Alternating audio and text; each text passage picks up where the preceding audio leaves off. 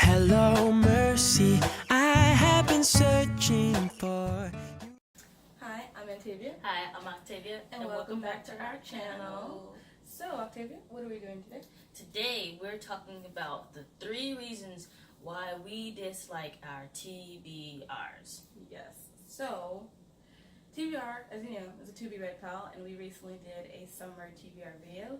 And in this video, we're going to give you guys kind of an update and explain why we don't like TBRs. It is not because of this summer TBR that we just did as to the reasons why we dislike TBRs. Multiple reasons. It's multiple reasons. Yeah, so let's jump right into it. So, Octavia, what's your first reason? My first reason for disliking TBRs, To Be Read thingamajig titles, is unrealistic goals of the amount of books that are on someone's TBR. How many? What's the highest number you've seen of TBR stuff? So, in the Bookstagram and YouTube booktube world, I've seen people who will have like piles and piles of TBR books, and a TBR is not like just a book you'll read in a season or during a school year or whatever. A TBR can be anything from all of the books you've accumulated over time that at some point you want to read. So I've seen TBR piles as tall as me. I've seen people with bookcases full of books that they classify as their TBR of the books they want to read. And that's excluding all of the other bookshelves that you'll see in a person's room, but they have this one shelf dedicated to all the books they want to read. But I'm like, you have all these other books that at some point you want to read. So isn't your entire library a TBR? Just saying. So, number 1 is unrealistic goal number of goals, whatever. Number of books that a person has. And so, to me, it's unrealistic because if you have all these books, say about 27 books you want to read in a month or 2 months, and you read them all, sure, you finish your TBR, but do you actually comprehend what you're reading? And so what my mama always taught me was when you read, you comprehend. Yeah. What did you learn when you read? What did you understand from reading? So if you read 27 books in a month or 2, or even 50 in a year, do you remember the first book you read at the beginning of the year? So, yeah, that's my first one.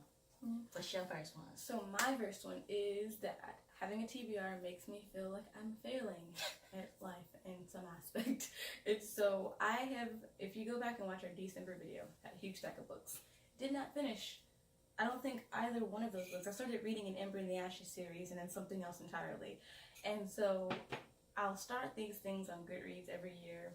I'll create a number for myself and we'll halfway reach that number. And then by the time it's the end of the year, I haven't completed half of my list of to-read books that I want to read. And so it's not a good feeling when you set a goal for yourself and you don't finish. Even something as simple as, I'll read 25 books this year, which was me jumping down from 50, and I didn't complete that goal. Or this summer, reading one of the books I had on my list and starting 3 others, but not finishing those. Yeah. So it's not a good feeling. Not like it's a terrible, oh my gosh, because it doesn't really affect my life if I don't finish the book. But no, it doesn't. I understand what she's saying. Unless it's college. What? If you have a book to read and they affect your life. Yeah, that affects it. But aside from college, finishing a TBR, unless it's just like, you have to read it. But like when she was talking about her summer TBR, my summer TBR, I had, 5 books? I think so. 4 books. I finished number. 1.5. I mean, I didn't even finish. That's why it's a half, because I didn't finish that one. I'm reading it now, listening to the Audible Illuminate. That's what it is. I'm behind, but it don't matter. I'm still reading it. It doesn't matter. But so my second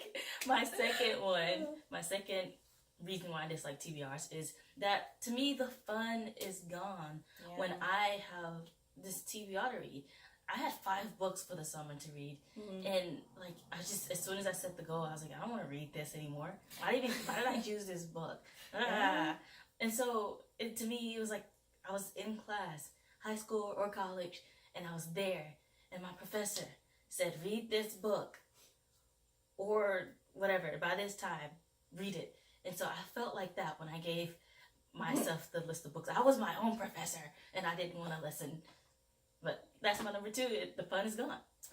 My number 2 is the pressure to complete it. So you have this huge pressure to I have to finish this before, using my Goodreads thing, for example, I have to finish 50 books before the end of the year. And I'm like trying to read and read and read. And I think by the end of the year I read like 10.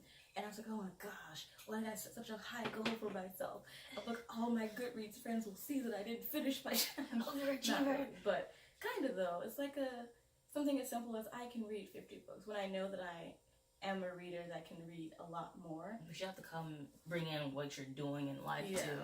And like when I was in college, I couldn't read as much as I wanted to, and so what I would do, I don't recommend this, is I would not read the books I had for class. I would read what I wanted to read, and that was kind of the only time I felt like I had pleasure reading.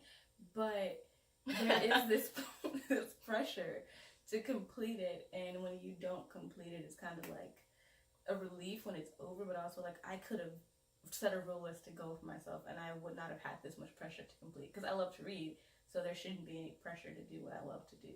At least not bad pressure anyways. And it's also just a good reminder that even though you know you can do something, also base it off your situation. You can't just say, well, I'm a really great athlete, so I'm going to run 2 miles a day. Knowing you hadn't practiced running 2 miles in all your life, but you're a great runner, but you can't just do it out of nowhere. You have to build up to it. So, I'd say a high thing, except 2 would be like 5 miles. Okay, 5 miles, because we can do 2 miles. But you got my point. Okay, number 3 for me is I stopped being into reading, like all of it. Stop being into reading in general when I have a TBR set for me. And then I get behind on my TBR. So I stop getting into it as soon as I set the TBR sometimes. And then when I stop getting into it, like if I get disinterested in reading, then I get behind on the number of books I have, then I have to catch up, and then I'm just lagging behind, and then I don't have the energy or the desire anymore to finish it. Yeah. So that's my number 3. My number 3 is I like to read what I like to read when I want to read. And that is so true. The last time I remember reading a number of books and enjoying every single book I read, it was like December 2 years ago, I believe. And it was a Christmas break, and we had a month off from college. That was nice. And I read the entire Lunar Chronicles series, and I read another book, and then I think I read Miss Peregrine's Home for Peculiar Children, the first one, not the last 2. And it was a great time reading what I wanted to read, because there was no pressure for me to try to read, to do book blogs, or this pressure to read so I can add books to my Goodreads thing. But it was reading because I enjoyed reading, and that's one of the reasons why I love BookTube and Bookstagram. It's a community of people who enjoy reading, but it shouldn't be a competition to see who can finish their TBR the quickest, or who can read as many books as the next person, so we can be relevant. Yeah. Relevance is so overrated. But don't get us wrong, TBRs are great, they're awesome. Yeah, they are. And these are just the reasons, 3 reasons. Sometimes. These are the 3 reasons why we dislike TBRs. That doesn't mean we're never going to do a TBR again. So you see us up on Twitter or up on Instagram, and we doing TBRs, and you like, well, they said they hate them. Not true. We don't hate them. We just dislike them in certain circumstances at certain times. And if you love TBRs, it's great. Do TBRs. But don't set yourself up to fail by putting in a big number. Or really pick out the books that you're interested in. And if you don't finish it on time, you have the rest of your life to finish them. And also remember, why did you start reading in the first place? It was because you enjoyed it. True. And remember, if you don't enjoy the things that you set out to enjoy and you grew up enjoying all because of what people are saying around you, then you need to take a step back and reevaluate those things again. But yeah, remember, reading is something that people do for pleasure, that we do for pleasure, that we do to experience new experiences and learn about other people's lives and get knowledge and all these great, lovely, beautiful things. But if it becomes pressure-filled and unrealistic and competitive, then it's not as fun. And competitive, in a sense, the negative kind of competition is when you're just like, I'm only reading this so I can beat that other person. So when we were kids and we were in elementary, we had competitions with reading, but we understood what we were reading, yet we were still in a competition. So competition is great. Exercising, reading, all that. But don't take it too far to where you're just like, I'm only doing this for what someone else is doing. And then you get caught in the comparison trap. But anyways, that's a whole video. We're going too deep. But we hope you enjoyed our TBR, and let us know some of the lofty goals that you've set for yourself and how it did not work out. But we hope you enjoyed this video, and stay tuned for the next one. Sunshines and smiles, people's Bye. peace. I've been wounded, and from what I hear, you have the remedy.